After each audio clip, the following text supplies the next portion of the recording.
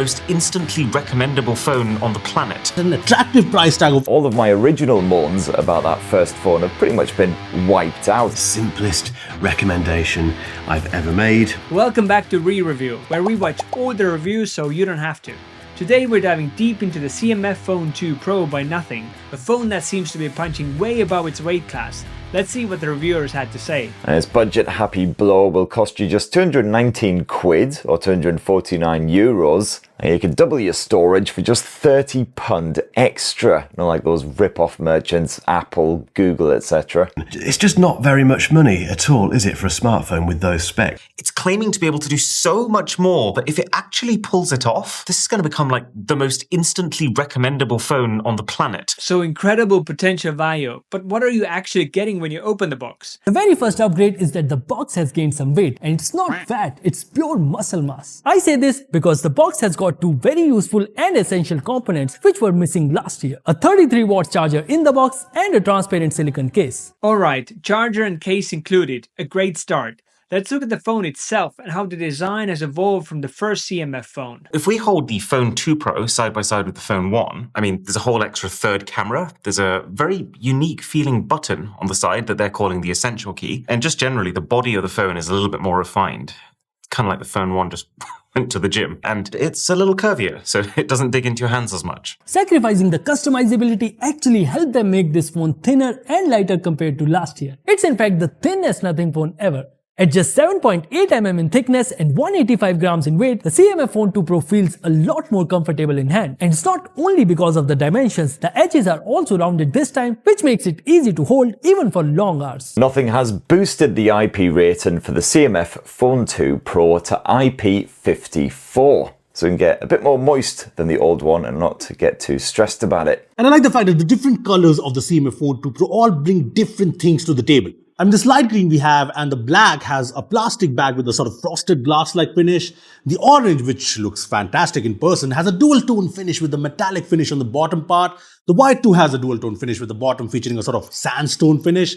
All of them also have body color matching buttons, no silver buttons. The slimmer, more refined design did mean sacrificing the fully swappable backs of the Phone 1. So how does the new accessory system compare? Now with the Phone 1, modularity, the swappable backs and all those accessories we could add, that was a major selling point. But that was a Gen 1 product. So Nothing says they did come across two major issues. Number one, the whole modularity of it kinda upped the thickness of the phone. And number two, screwing in the accessories, users weren't finding that all that convenient. You've still got the screws, but the backplate is actually glued onto the phone now, which is what's allowed them to make the phone slimmer. It's what's allowed them to improve the IP ratings. But it also means that you're losing one of the key pieces of DNA that I think made the original so special. They're calling this a universal cover.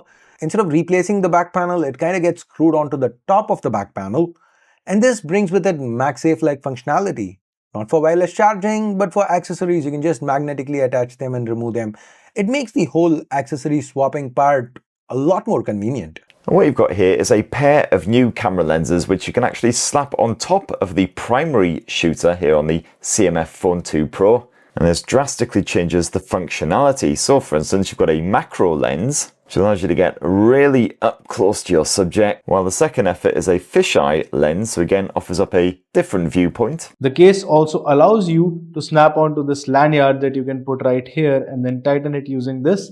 And after you've tightened it, you can use the loop to hang this phone around your neck or tie it around your waist. There's this magnetic wallet, which also works as a phone stand. Let's turn to the front again. The display sees some nice improvements, but the audio experience seems less impressive. The display is just amazing. A 120Hz refresh rate, 3000 nits of peak brightness. I think the bezels are very, very acceptable. The big improvement here is a boost to the brightness compared with the previous generation. I found that I could see this panel absolutely fine, even on quite a sunny day. This time, you also get always-on display, which was not there earlier. This is also a 10-bit AMOLED panel with 120Hz refresh. There are more adaptive refresh options.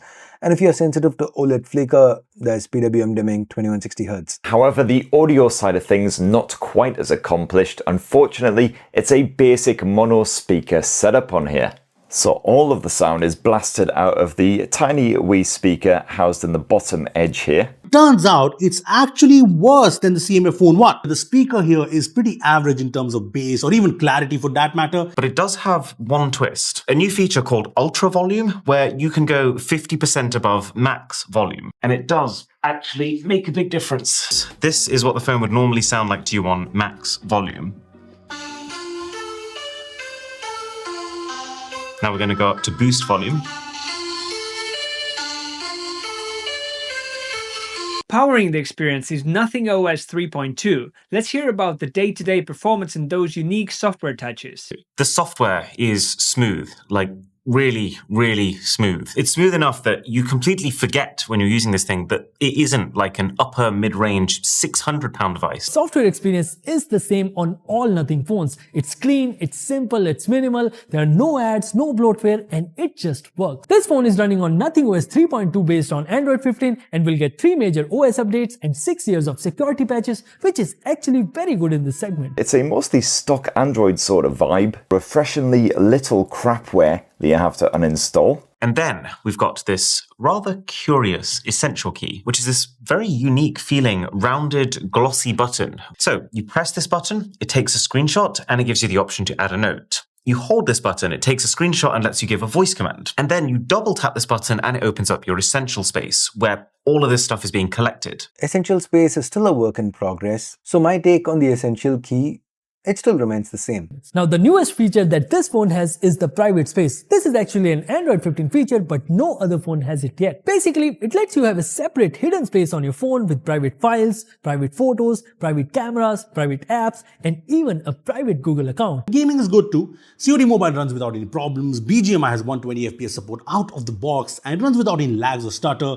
Now the phone does get slightly warm after a long gaming session, but it's definitely not heating. The Pro in the name heavily hints at the camera upgrades. We now have a triple lens system. Let's see how it performs. It's a proper triple rear camera setup with 50 megapixel main camera, which is the same as the Nothing Phone 3A but without the OIS, an 8 megapixel ultra wide and a 50 megapixel telephoto lens with 2x optical zoom. And yeah, you also get a 16 megapixel selfie camera. Nothing has been very smart here in terms of what they've taken away and what they've left in. So for instance, we don't get optical image stabilization. The video side of things we can shoot in up to 30 frames per second but not 60. Fine, it's 4K by the way on the back. On the front, you can only shoot in 1080p at 30 frames per second. Here's an example. 1080p only, there's no 4K. And between this pair, you can grab yourself some decent pics of your family and your fuzzy pals.